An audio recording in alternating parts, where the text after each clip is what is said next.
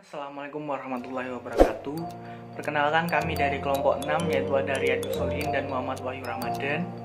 Di sini kami akan mempresentasikan makalah yang berjudul Kisah dalam Al-Quran. Di sini kami ada 3 poin pembahasan yang akan kami bahas, yaitu ada definisi kisah dalam Al-Quran, macam-macam kisah dalam Al-Quran, serta tujuan dan manfaat kisah dalam Al-Quran. Baik, mari ke pembahasan yang pertama. Di sini ada definisi kisah dalam Al-Quran. Secara bahasa, kisah berasal dari bahasa Arab, yaitu kisah, bentuk jamaknya kasas. Sementara kisah merupakan bentuk masdar dari kata kasas yang khusus, yang bisa berarti menceritakan atau mengikuti jejak. Ini mengingat bahwa ketika kita sedang bercerita, seolah kita sedang mengikut alur dan jejak cerita yang diceritakan. Dalam kamus bahasa Indonesia, kisah berarti kejadian, cerita, atau riwayat. Lalu secara istilah, ada beberapa definisi yang dapat dikemukakan para ahli. Antara lain, yang dikemukakan oleh Kamil Hasan. Kisah merupakan media untuk mengungkapkan tentang sebuah kehidupan yang mencakup tentang satu atau beberapa peristiwa yang disusun secara kronologis, di mana dalam kisah tersebut mesti ada permulaan dan akhirnya. Sebab ada cerita atau kisah yang diceritakan dalam Al-Quran tanpa ada permulaan atau penutupnya. Sebab Al-Quran bukan kitab kisah, meski di dalamnya terdapat banyak cerita. Bahkan sebagian besar kisah-kisah dalam Al-Quran diceritakan secara global sesuai dengan tuntutan hikmah yang hendak dituju Al-Quran. Definisi kisah dari kalaf Allah merupakan pandangan seorang sastrawan yang menganggap bahwa suatu kisah itu benar-benar terjadi, bisa juga tidak benar-benar terjadi, termasuk sebagian kisah yang ada dalam Al-Quran. Namun, bagi mayoritas ulama, definisi tersebut tidak bisa diterapkan untuk kisah di dalam Al-Quran, sebab hal itu membawa implikasi bahwa dalam Al-Quran ada kisah-kisah yang tidak benar terjadi atau khayali. Jika kisah dalam Al-Quran tidak benar terjadi, berarti Al-Quran bohong. Apakah etis disebabkan kebohongan pada Al-Quran? Demikian kurang lebih argumen para ulama yang menolak teori kalaf Allah. Di sini materi yang kedua yaitu macam-macam kisah dalam Al-Quran. Kisah dalam Al-Quran memiliki berbagai macam kategorinya. Di antaranya ialah menceritakan para nabi dan umat terdahulu, mengisahkan berbagai macam peristiwa dan keadaan dari masa lampau, masa kini, ataupun masa yang akan datang. Pembagian kisah ini dapat ditinjau dari beberapa segi. Di sini yang pertama ada kisah-kisah para nabi dan rasul terdahulu. Tentunya kita semua tahu bahwa tidak semua nabi dan rasul itu disebutkan kisahnya di dalam Al-Quran. Nabi dan rasul yang disebutkan di dalam Al-Quran hanyalah 25 orang, dimulai dari Nabi Adam alaihissalam hingga Nabi Muhammad SAW. Kemudian dari 25 orang ini secara garis besar dilihat dari sisi panjang atau singkatnya kisahnya dapat dijadikan menjadi 3 kelompok. Kelompok yang pertama yaitu kisah yang disebut dengan panjang lebar. Kisah yang masuk dalam kategori ini adalah kisah dari Nabi Adam alaihissalam, Nabi Nuh, Nabi Ibrahim, Nabi Yusuf, Nabi Musa, Nabi Harun, Nabi Daud, Nabi Sulaiman, serta Nabi Isa alaihissalam. Namun, di antara yang lainnya, kisah Nabi Yusuf adalah kisah yang paling panjang karena diceritakan dengan lengkap, mulai dari masa kecilnya sampai menjadi penguasa Mesir dan dapat berkumpul dengan bapak dan saudara-saudaranya. Lalu kelompok yang kedua ya kisah yang disebutkan dengan sedang. Kisah yang masuk dalam kategori ini adalah kisah dari Nabi Hud, Nabi Lut, Nabi Saleh, Nabi Ismail, Nabi Ishak, Nabi Yakub, Nabi Zakaria, dan Nabi Yahya alaihissalam. Kelompok yang ketiga kisah yang disebutkan dengan sekilas. Kisah yang masuk dalam kategori ini adalah kisah dari Nabi Idris, Nabi Ilyasa, dan Nabi Ilyas. Sedangkan kisah dari Nabi Muhammad SAW bisa dikategorikan ke dalam bagian yang pertama, diceritakan secara panjang dan lebar. Karena diceritakan kisah Nabi Muhammad SAW beberapa peristiwa yang terjadi pada zaman beliau, seperti peristiwa yang dialami beliau waktu kecil, permulaan dakwah, hijrah, dan beberapa perang yang dialami serta kita beberapa gambaran kehidupan keluarga beliau. Lalu di sini yang kedua, kisah umat, tokoh atau pribadi, bukan nabi. Nah, tadi kan semuanya nabi, ya ini bukan, dan peristiwa-peristiwa masa lampau. Tokoh yang pertama kali kisahnya diceritakan dalam Al-Quran adalah dua orang putra Nabi Adam alaihissalam sendiri, yaitu Kabil dan Habil. Al-Quran menceritakan kisah ketika Kabil membunuh saudaranya sendiri karena akibat dari sifat kedengkiannya. Inilah pembunuhan pertama yang terjadi dalam sejarah umat Islam. Dan masih banyak lagi kisah-kisah seorang tokoh yang diceritakan dalam Al-Quran. Sebagian dari kisah ini antara lain ada kisah Qarun yang hidup pada zaman Nabi Musa alaihissalam, kisah peperangan Jalut dan Talut, tentang Ashabul Kahfi, Ashabul Uhdud, kisah Maryam yang diasuh oleh Nabi Zakaria, dan beberapa kisah lain yang tidak bisa disebutkan oleh penulis secara lengkap. Lalu ada kisah-kisah yang terjadi pada zaman Nabi Muhammad SAW. Beberapa kisah yang terjadi pada masa Nabi Muhammad juga disebutkan dalam Al-Quran. Salah satunya yaitu ketika sebelum Nabi lahir, tentara bergajah melakukan penyerbuan ke Mekah yang bertujuan untuk menghancurkan Ka'bah, yang pada waktu itu dipimpin oleh Raja Abraham. Diceritakan pula kisah Nabi Muhammad waktu kecil dengan statusnya sebagai anak yatim yang miskin dan belum mendapat bimbingan wahyu, dengan bahasa yang singkat dan puitis.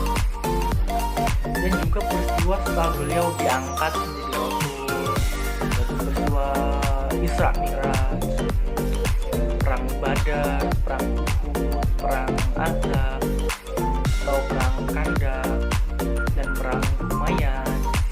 Juga kisah-kisah seputar Fatu Mekah dan peristiwa-peristiwa lainnya yang juga tidak bisa disebutkan oleh penulis secara lengkap.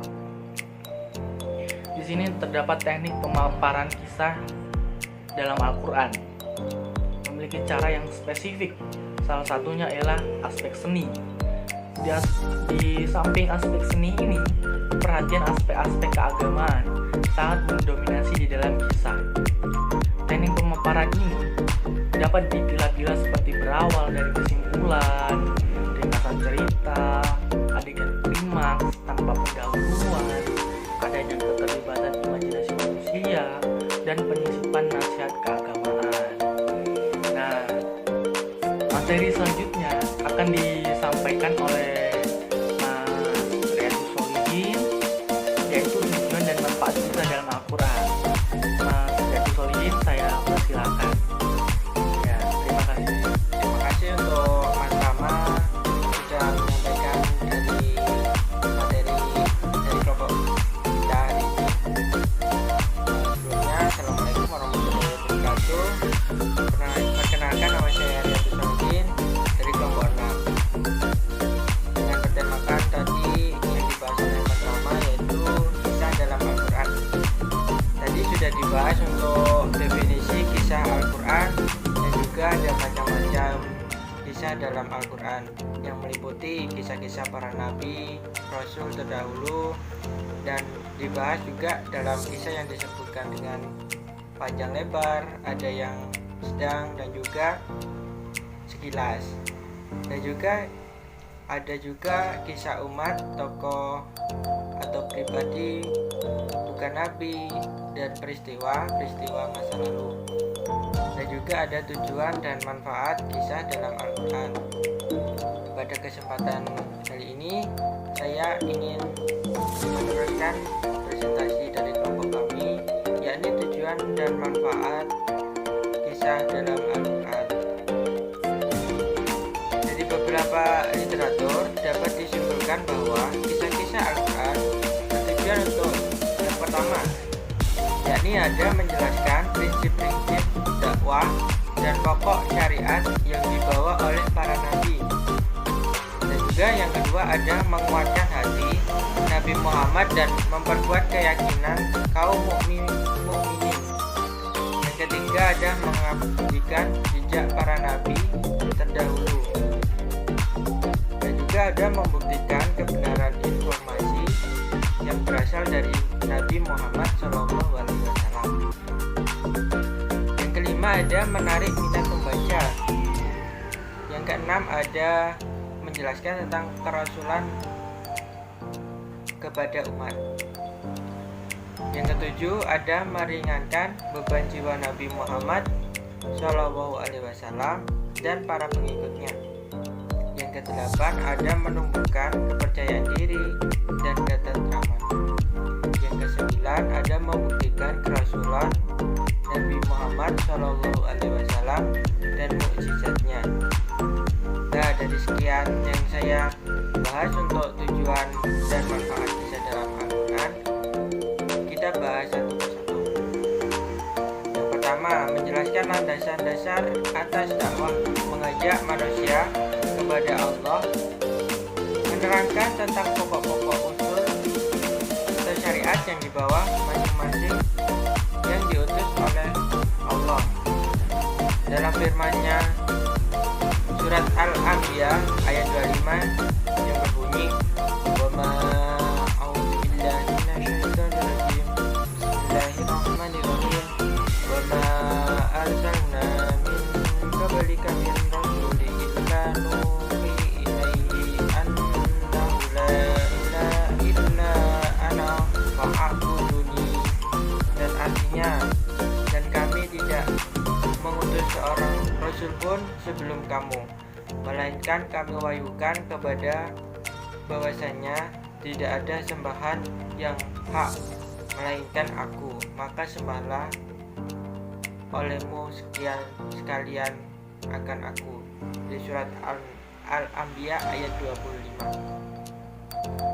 Yang kedua ada meneguhkan hati Rasulullah dan hati umat beliau atas ajaran Allah yang mengokohkan keistiqan atau kepercayaan kaum mukminin akan kemenangan al-haq dan terhinanya kebatilan dan para pembelanya.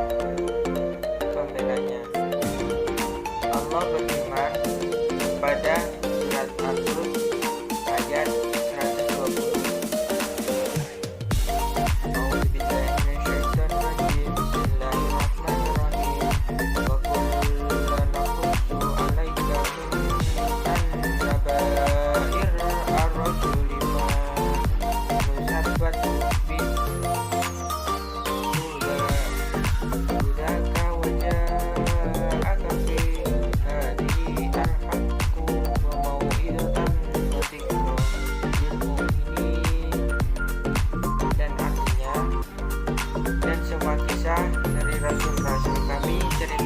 Kepadamu ialah kisah-kisah yang dengannya kami teguhkan hatimu, dan dalam surat ini telah datang kepadamu kebenaran serta pengajaran dan peringatan bagi orang-orang yang beriman.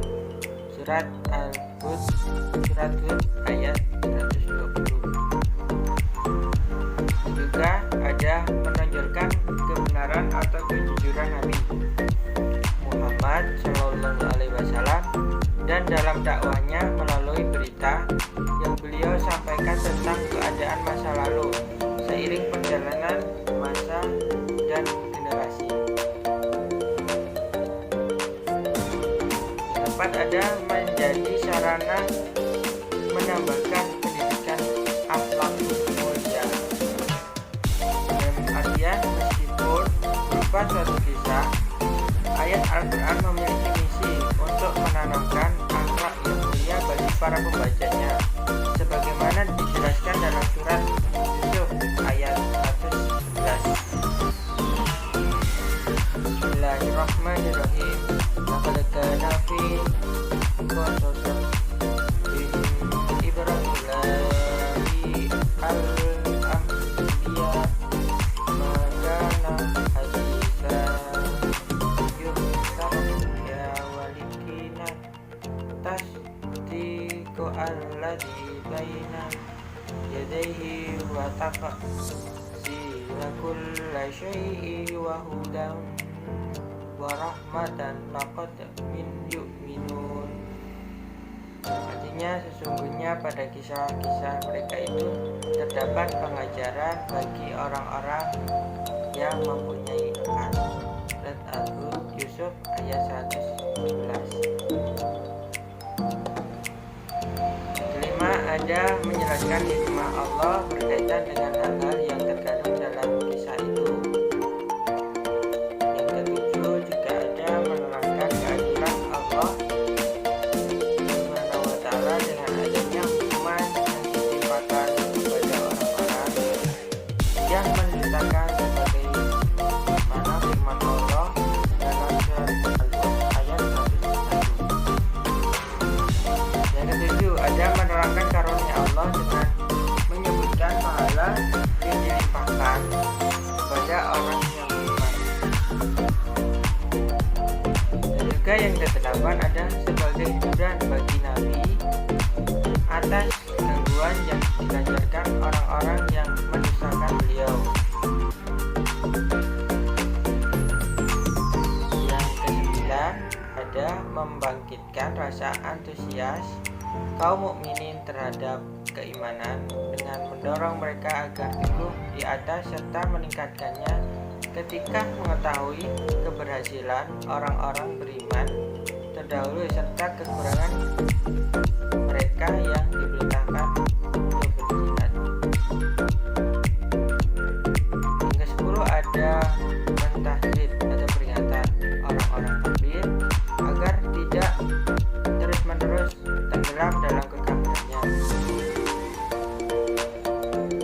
Yang terakhir, ada mengakui kebenaran atau keberadaan risalah Nabi Muhammad SAW karena berita-berita tentang umat-umat sebelumnya tidak ada yang tahu kecuali Allah.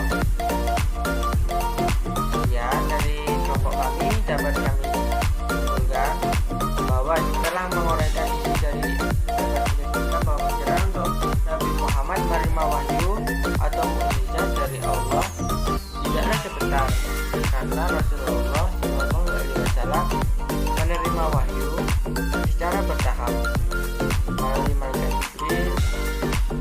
Dalam setiap surah demi surah terdapat makna yang menjelaskan apa yang tidak diketahui oleh umatnya. Manusia kelak sampai akhirat, beliau juga orang-orang yang menerima wahyu dari Allah Subhanahu wa ta'ala ketika hidup di dunia maupun di akhirat. Pengungkapan kisah tersebut merupakan salah satu metode atau media untuk menjelaskan konsep keimanan, keislaman, dan keisanan. Dalam hal ini, kita sebagai umat Islam dari turunnya Al-Quran bisa memberikan dampak positif dari menjawab semua pertanyaan kita dalam memberikan manfaat sehingga mempunyai tujuan yang jelas. Sekian dari kelompok kami. Jika ada kurang salahnya dan jika ada kata yang kurang berkenan, mohon dimaafkan. Sekian dari saya. Wassalamualaikum warahmatullahi